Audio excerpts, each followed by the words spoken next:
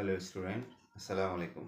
আজকে আমি তোমাদের সাথে গ্রামারের টু টু ব্যবহারে আলোচনা করতে চাই।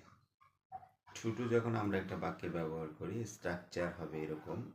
প্রথমে আমরা সাবজেক্ট ইউজ করব, তারপরে ভার্ব প্লাস টু, তারপরে অ্যাডজেক্টিভ, এরপরে টু দিব, টু এর পরে main verb present form plus extension. Extension ইউজের ক্ষেত্রে আমরা বাক্যের মোটিভ অনুসারে অনেক সময় ব্যবহার করব, অনেক সময় ব্যবহার করব না।